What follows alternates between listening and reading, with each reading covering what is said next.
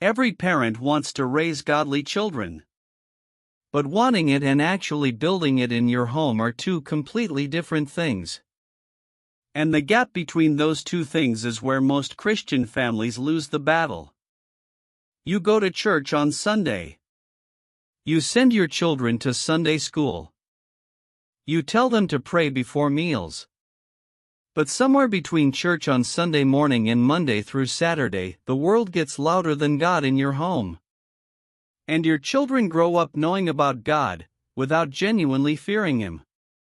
And then you watch them leave your home as adults, and leave God behind with it. And your heart breaks. Because you wanted something different. You prayed for something different. But somehow, it did not happen. Today I want to give you the specific answer to why that happens, and exactly what to do differently. Because a God-fearing home is not built by accident.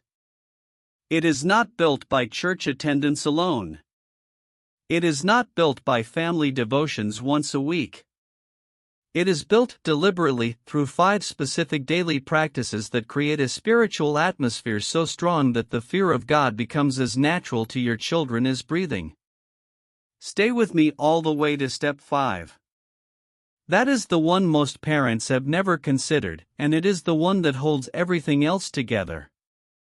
Welcome to Streams of Light. Subscribe now and turn on your bell. Step number 1: Make God visible in your home. Deuteronomy chapter 6 verse 6 to 9 says, "These commandments that I give you today are to be on your hearts. Impress them on your children. Talk about them when you sit at home and when you walk along the road, when you lie down and when you get up.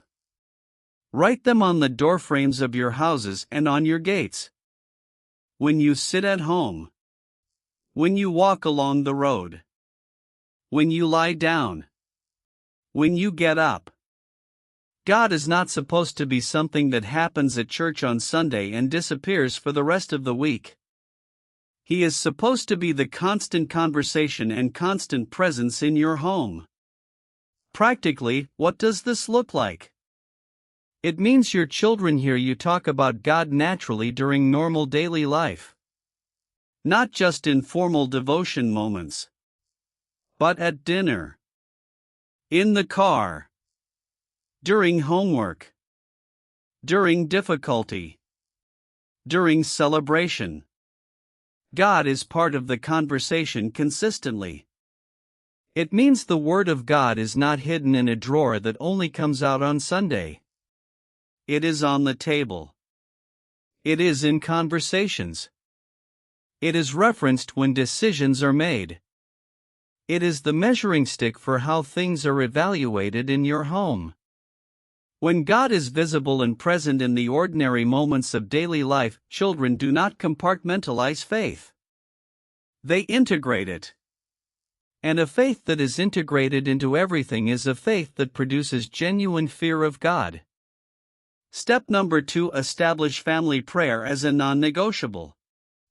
Joshua chapter 24 verse 15, one of the most famous declarations in the entire Bible, says, "As for me and my household, we will serve the Lord.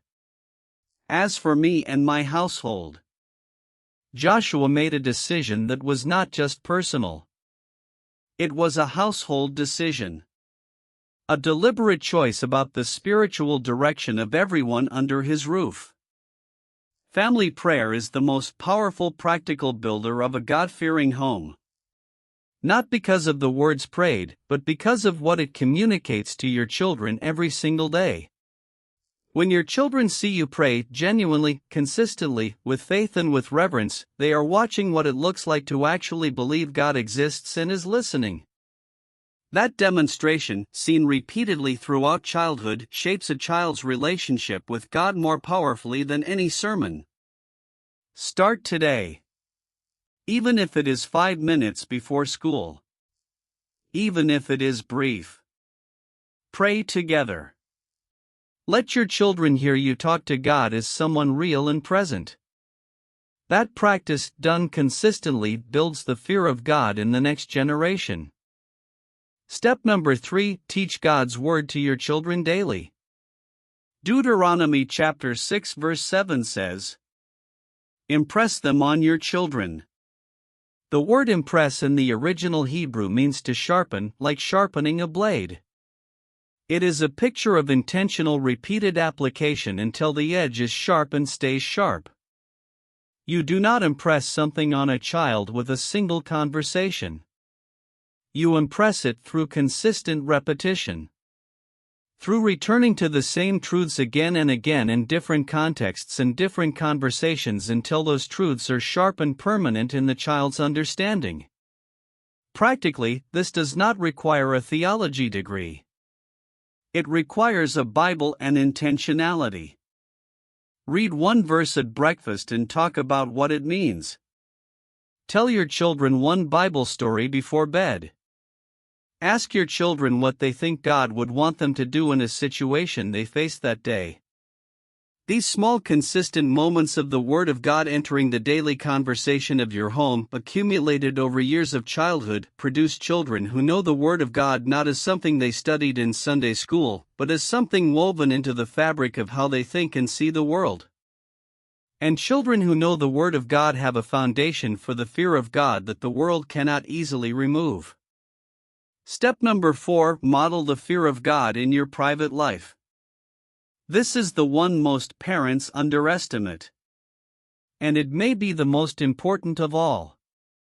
Proverbs 20 verse 7 says, "The righteous lead blameless lives, blessed are their children after them." Blessed are their children after them. The private righteousness of a parent releases blessing on their children. This is not just about what your children see you do. It is about who you are when nobody is watching, including when your children are not watching. Here is the hard truth: your children are spiritual detectors. They cannot always articulate what they sense. But they know the difference between a parent who performs Christianity publicly and a parent who genuinely fears God privately. They feel the difference in the atmosphere of the home. They see it in how you handle pressure. They observe it in how you treat people when you think nobody important is watching. The most powerful thing you can do to build a God-fearing home is to be a God-fearing person, genuinely, in the hidden places of your life. That private reality creates a spiritual atmosphere in your home that your children breathe every single day, even when you are not actively teaching them anything.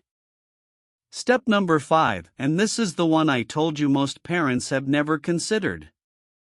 Guard what enters your home. Psalm 101 verse 2 and 3 says, "I will be careful to lead a blameless life. I will not look with approval on anything that is vile. I hate what faithless people do, I will have no part in it. I will have no part in it. In my house." Here is the reality that most Christian parents are missing. You can pray with your children every morning. You can read the Bible together every evening. You can take them to church every Sunday.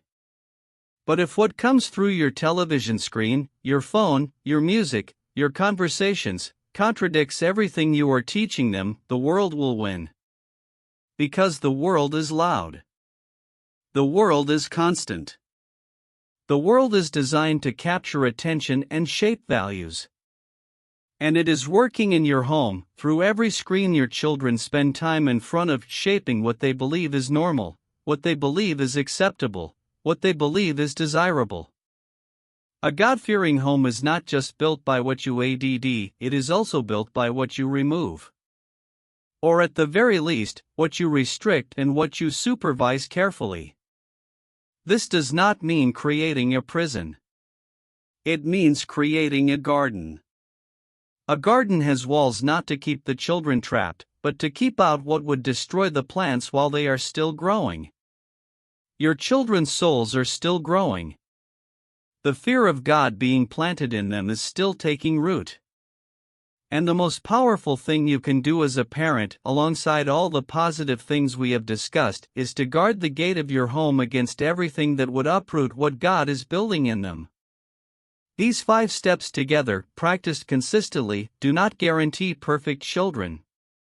But they build the most powerful spiritual foundation any child can have. And a child who grows up in a genuinely God-fearing home carries that foundation with them for life, even when they leave your house, even when the world tries to remove it, even when they go through seasons of doubt. Because a foundation built on the fear of God does not collapse easily.